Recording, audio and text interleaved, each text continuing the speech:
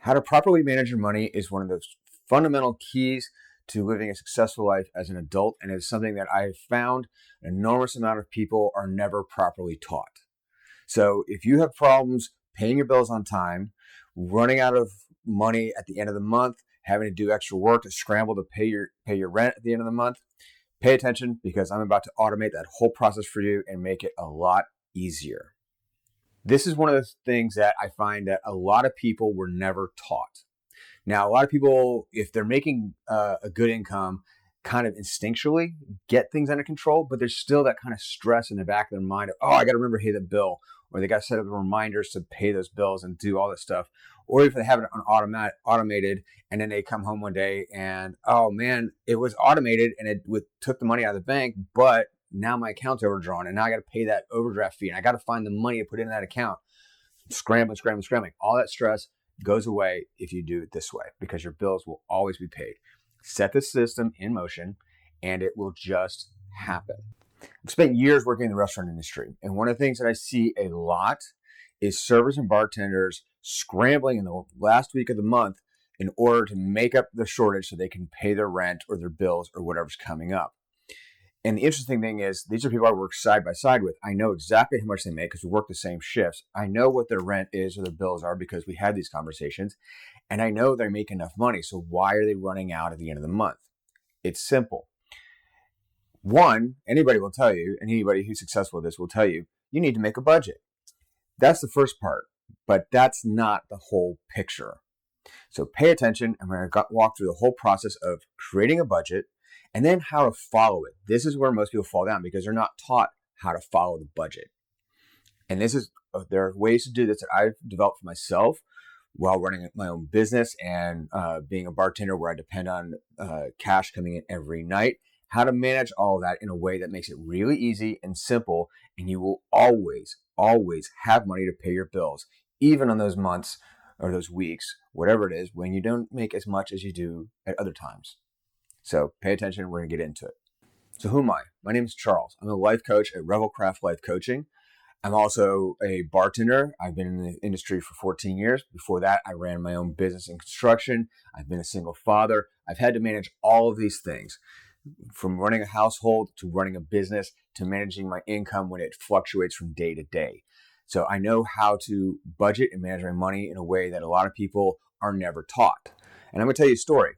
When I was 18, moving out of my house for the first time, getting ready to go to school, my father told me that if he was going to help me out paying my bills, getting started in life, that I need to give him a budget.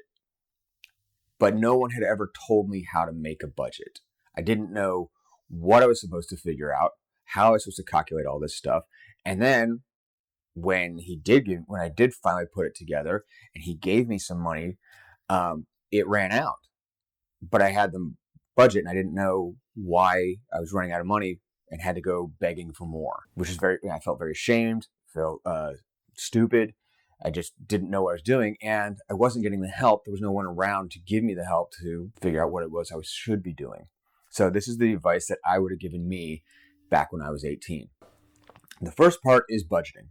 And a budget, very simply, is taking stock of what you spend during a given time period. That's the amount of money that you need to have, in this case, we're going to say per month, in order to pay all your bills. So the first thing you need to do is create that budget. The second part is figuring out where that money's coming from and how to make sure that it goes to those bills instead of getting wasted on nights out, gifts for people, clothes, whatever it is that, too many lattes, whatever it is that you are spending your money on when you shouldn't be. And there's some really simple tricks that you can do to make that way easier so you don't make those mistakes. You can do this on paper. I like to do it in a spreadsheet. If you don't know how to use a spreadsheet like Microsoft Excel or Google Sheets, I recommend that you learn those. You can probably find YouTube videos. I'm sure you can find YouTube videos about how to get started on that. I learned with the book Excel for Dummies. Spreadsheets are really useful in a lot of ways in life. So definitely I recommend doing that. But you can do all this on paper. So to start with, what you want to do is you want to make a list of all of your bills and expenses every month. Start with all the things that are really easy to think about. your rent or mortgage, your insurances, your loan payments, whether it's your student loans, your car loans, whatever loans you have, your utility bills, your gas, your electric, your heat, your cable bills or satellite bills, your streaming services, your how much you spend on groceries every month. Make a list of everything you can possibly think of that you spend money on every month that you have to spend money on. These are things that are no choice. There's a bill out there that's going to come. Somebody's going to tell you, you got to pay it. Do not worry about things like, oh, I go out to dinner with my friends, take a road trip. Those are negotiable things that change from time to time, from month to month, week to week, day to day. We're not going to worry about those. We're talking about the things that someone else is going to come and shut off or take away from you if you don't pay it. Those are the things I want you to look at. Make that list. After you have that list, I want you to split it up into two lists. One are we're going to call non-negotiables. These are things that you absolutely have to have in order to live. Rent, utilities, your insurance, loan payments. Those are things that, again, somebody's going to take them away from you if you don't pay them and you need them. Then I want you to make a list of negotiables. These are things like streaming services, gym memberships, anything like that you could cut back on if you want. That if you don't pay it and you lose access to it, it's not going to put you out of house or home. Okay, so those are your optionals. Now you have this list of what these bills are. You need to go and collect as much data on these bills as you can. By data, I mean what you pay every month. Now, for some things like your rent, your mortgage, your loan payments, they're going to be static. They're going to be the same month to month to month. Now, for other things like your utility bills, they're going to change month to month. For example, where I live, the summers are hot, so my electric bill goes up because I'm running the electricity. Winters are cold. In the winter, my electric bill goes down, but my gas bill goes up. So those are things that are going to change. Your water bill may change month to month if you pay a water bill because maybe you water your lawn in the summer, so you pay more in the summer and not so much in the winter. These are things that you want to do. So ideally, if you can, you want to get 12 months at least of your payments because of these fluctuations. And these are important because these fluctuations are actually going to help you out in the long run. Because of these fluctuations, this is how I can assure you that if you follow this program, you're always going to have money to pay your bills. So now that you have all this data, go ahead and make a list. Do one piece of paper per bill. If you're doing it in a spreadsheet, make a column, January, February, March, April, May, June, all the way through the year. The top of the column, put the name of the bill. So it's your electric bill, your water bill, your rent payment, whatever it is. And then next to each month, write what it is. Is it $39, $45, $62, $15? As it changes month to month, write those down. Underneath the bottom, you're going to add up all 12 of those. That's going to give you a total, and then you're going to divide that number. This is what's called averaging. And this may seem really, really basic to a lot of people, but a lot of people out there also don't actually know how to average. So all you're doing is you're taking the total amount of things, so 12 months of bills, add them up so you know the total amount that you paid that entire year, and then divide it by the number of months, and that's going to tell you the average you pay per month. And some months will be less than the average, some months will be more than the average, but what we need is the average. Go ahead and do that for every bill that you have, both your non-negotiables and your optionals. Once you have all of that, you then want to add up all of the averages. Your average rent, your average electricity, your average gas, your average water, your average insurance bills. And when I say insurance bills, I mean it's like your auto insurance, your renter's insurance, your medical insurance, anything that comes out of your bank account that you've got to pay, any of those insurances, your loans, all the stuff that you got to pay, add them all together, and that's going to give you a number. That number is your monthly average budget. That is how much you have to have at the end of every month to pay your bills. That's pretty easy, right? So now you've got that. You've got that number. That was pretty simple. That's your budget. That's a good number to start with because that tells you what you got to be making every month. Now, ideally, if you're looking at how much you earn, if you get a paycheck, you're on salary or you're hourly, you work 40 hours a week, whatever it is, you should be able to look at that number and go, okay, I make that. I make more than that. I'm doing good. One of the things I am going to note here is groceries can be a little bit of a sticky number to nail down. If you're not really strict with your grocery shopping, like I'm not, I actually don't like to include that personally in my budget. I like to keep that use that out of my cash fund, just because I live by myself. It's really easy. If you're running a household, your groceries are probably way more regimented. If you've got kids and a family and dogs and cats and all that stuff, you got a really pretty regimented program. Probably have a really solid number for your groceries. So where you put that in your budget is going to be up to you. But you should also, if you're just starting out, include a minimum, at least X amount of money on groceries every month, so you're ensuring that you eat. Now is where things get fun. I want you to take that number, your monthly budget, and divide it by 4. That's going to give you a new number. That number is the amount of money you need to make every week to pay that bill, to pay your bills. Again, you should be looking at how much you bring in and you say, okay, I can afford that. I've got that plus some extra. That extra is going to be what you can go and do whatever you want with. Go out and have dinner. Go out and go on a road trip. Put it aside to buy some clothes. Whatever it is you want to do. That extra is what you can do whatever you want with. This is the real number. This is the number that I really want you to focus on. It's not the monthly number. I want you to focus on the weekly number. It's way more manageable. It's way easier to think about, especially if you're working an hourly job or gig work or working for tips like bartender or server. This way you can really focus on, okay, I need to make this much this week. You're trying to figure out how you're going to plan your scheduling, your work, your side hustle, whatever it is. This is the number you can focus on because it's just 1 week and you just do it each week. I got to make this much. So let's say, for example, you need $500 a week to make your budget. And because your budget's $2,000 a month and you need $500 a week to make that. And then you work 5 days a week. So you need to make $100 per day. That means you need to average $12.50 per hour at pay rate. These are just random numbers. I'm just selecting them. This is not a judgment of what level you should be living at or not living at. This is just so you understand the math. So if you need $500 a week, you need to be working 8 hours a day for 5 days at $12.50 an hour to pay your bills. The reason I want you to do this by break it down like this is especially if you're working shift work, gig work, or for tips. A lot of people panic because they don't know how much they need to be making. And they're like, I think I made enough. I don't know, blah, blah, blah. And, or they don't have a real number. So they're all guessing. So this way, as a bartender, I would walk into work every night going, okay, I need to make $100 tonight to pay my bills. And then I walk out of work going, okay, I made $200 in tips. So I've got my bills paid. Now, I don't go, oh, I don't have to work tomorrow. Still going to work tomorrow. Still going to work all 5 shifts. I made $100 that goes to my budget, and I made $100 that goes to me. That's where the second part of this comes in. And this is, again, why it's so important to split it up by weeks.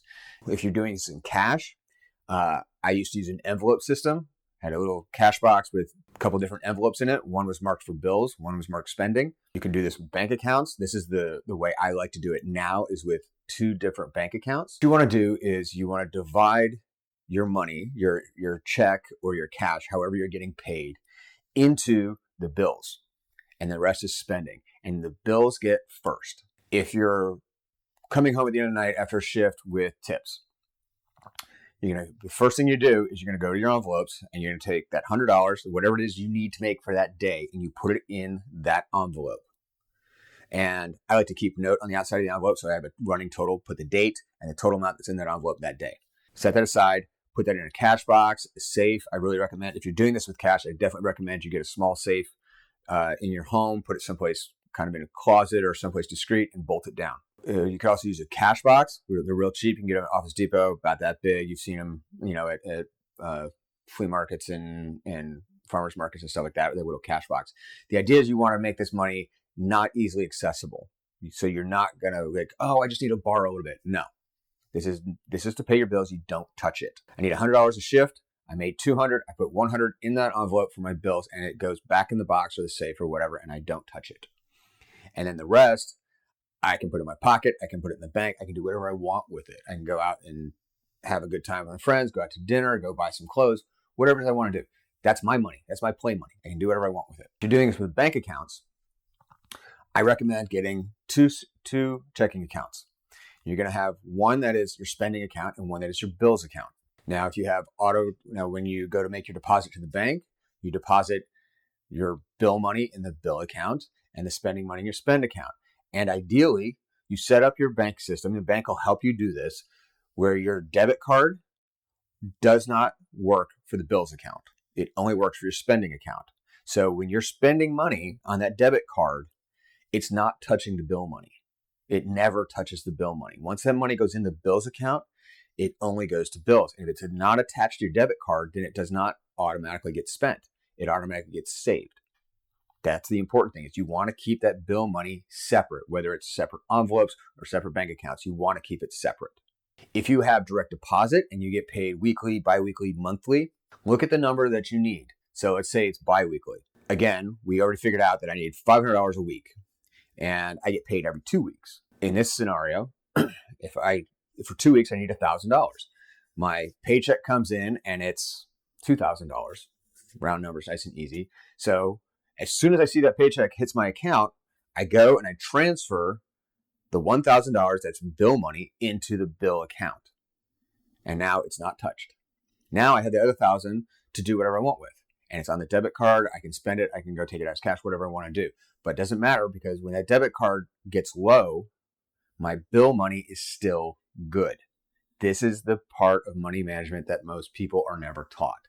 This is why it's so critically important. So that bill money is not going to be touched. Then at the end of the month, you might be, oh man, I don't have, friends go, hey, let's go out to dinner. It's like, I don't. You look at your spending account, like, I don't have the money. I can't go out tonight. That sucks. Feels bad. But your bills are paid. When that rent comes due, you know you've got it. When the electric bill comes due, you know you've got it. When your phone bill comes due, you know you've got it. It's in that account. It's separate. It's untouched. And you have to jump through hoops. You have to log in and transfer money in order to get access to it. Or you have to go to your safe and unlock it and pull it out to get access to it. You have to set some steps in there that'll keep you from accessing it easily so that you don't do that. Once you have this bank account set up, this separate account for your bills, it's really easy to go to pretty much anything, any bill that you pay, and set it up to be paid out of that account. So like your electric bill, your phone bills, all this stuff can be paid automatically. Just they withdraw from that account. You might be concerned because you've had problems before where you overdrafted. This is the beauty of the system. I said we have 12 months. We have a monthly bill, or we have our monthly budget based on 12 months. And we have that broken down into 4 weeks per month, because there are 4 weeks per month, aren't there? There are not. There are 4.3 weeks per month on average, which means if you take 4 weeks per month times 12 months, you get how many weeks? 48 weeks. But a year is 52 weeks. You built an extra month into your budget.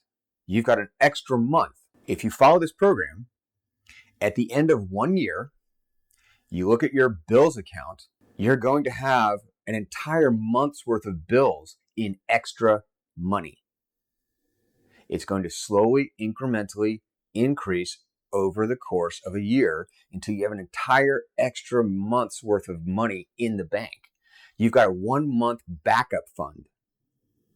And the beauty of that is that once you've done this, run it for a couple of months, and that backup begins to build. For those months when maybe you earn a little less, say if you make $500 and you only made $400 that week. So the next week you got to make $600 to make up for it, right? But it's okay, because and what if that week falls right when a bill's due? Oh no, I'm short. No, you're not, because you've been doing this for a month. You've got a little bit of a backup in there. It's going to give you that backup. And after a year, you've got an entire month worth of backup. When you're doing financial planning, one of the first things they say is you want to have up to 3 months of cash reserve to pay your bills if something catastrophic happens. Like, say you break your leg and you can't work and you're not getting paid. You need at least 3 months in there. Now, for a lot of people, that can sound really daunting. How do I get there? How do I get that 3 months cash? If you follow this program for 3 years, you will slowly build that up. And after 3 years, you'll have 3 months backup cash in there. And you didn't actually think you were doing it. You didn't have to consciously set that money aside. It just automatically built in. That's the beauty of the system. In some months, those bills are higher. So in the winter, you've got that really high electric bill or really high gas bill, whatever it is. You're like, wow, I got to earn more money this month. No, you don't. Because in the summer, when that bill was lower, you were putting in the average. So if your average for your electric bill is, say, $40 a month, and in the summer, you're only paying like $20 a month, but in the winter, you're paying like $60 a month. Well, instead of only putting $20 in that bank account in the summer, you were putting $40. And in the winter, instead of putting $60 in that bank account, you're only putting $40. But because it was lower in one, you built up that slush fund so that it doesn't matter that it's a little high this month, because the month you put the money in there in the low months. You don't have to think about it. It's automatic. You automatically smooth out those highs and lows. So you're not going to have to worry, oh, I need more money for this month. You've already got it. It's already there. It's really that simple. Once you have this, once you do the work and set this up, it's that simple. By setting this system up, like I said, it's going to smooth out those rough edges. And it's going to allow you to walk into work every day knowing exactly what you need to do, how much you need to earn. All right, so now you've got your budget. So let's say, it's $500 a week, and you're going, okay, cool. All my bills are paid, but I've only got like $100 a week to do anything with, and that's not a lot. What do you do? Well, there's a couple different things. Basically, you're going to look at it as long-term and short-term. So the long-term, this is no-brainer. Figure out how to earn more money. Get promoted, get a better job, start your own business, cultivate better sales, whatever it is that you need to do. Your life is going to be different than mine, so you got to figure out what it is that works for you. That's the long-term. The short-term, how do you make it work right now? Here's some tricks that I do to make it work right now. Number one is when you go look at that optional list and look at the things that you can cut.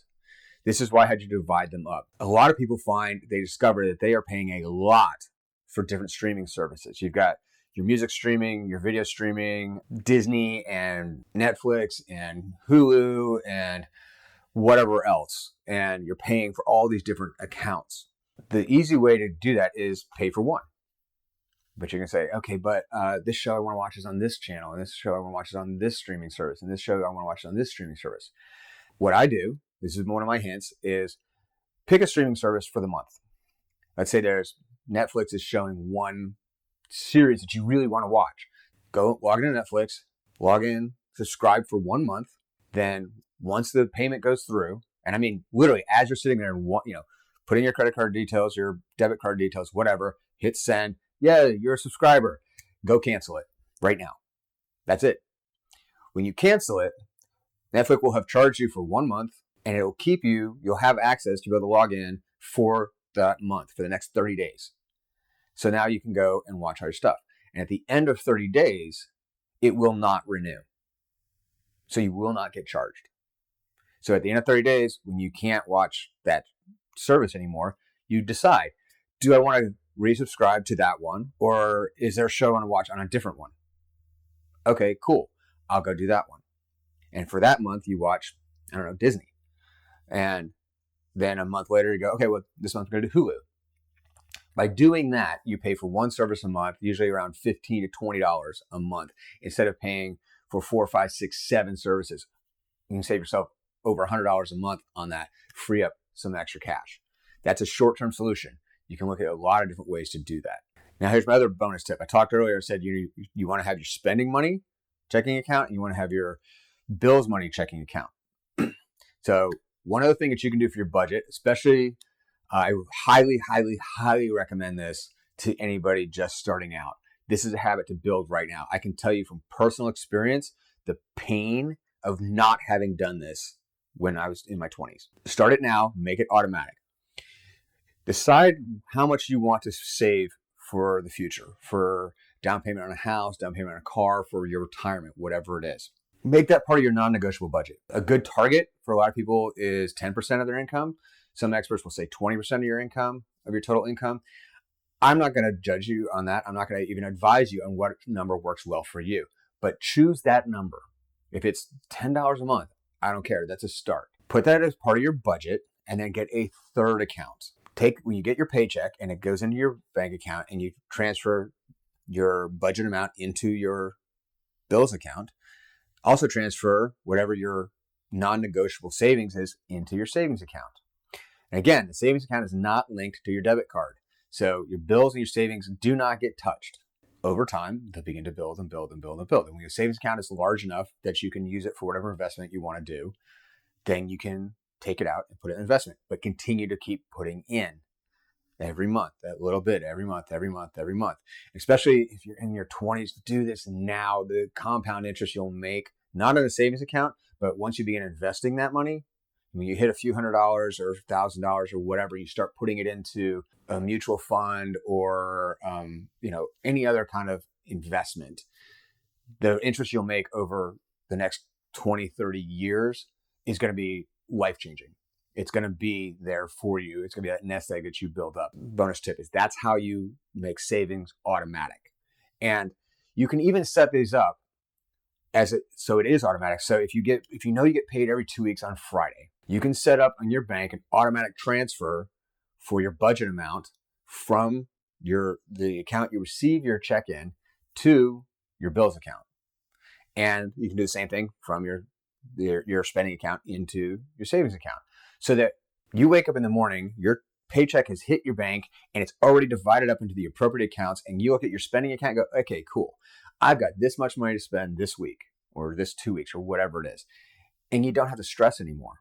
The bills will be paid. It's automatic. And if money's getting tight, again, money's getting tight. So you might go, okay, well, I can't go out at all this month. I don't have any extra money to do that.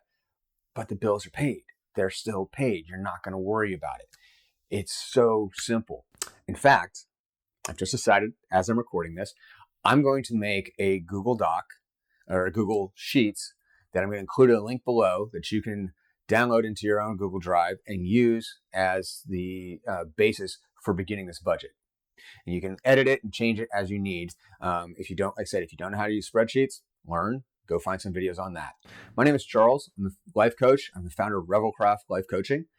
I'm a huge believer in coaching. Anything you want to achieve in life, find someone else who can do it, who has already done it and can motivate you and teach you so you can do it. Mentorship, coaching, whatever you want to call it. This is something that no one taught me. I had to learn on my own.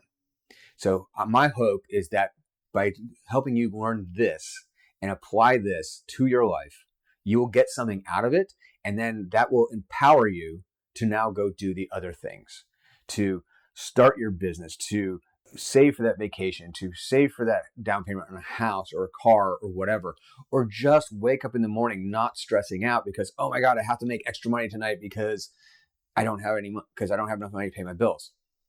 That stress just goes away. So hopefully this has been very helpful for you. If you do find it helpful and useful, please hit a like, subscribe, because there's going to be more content like this coming up.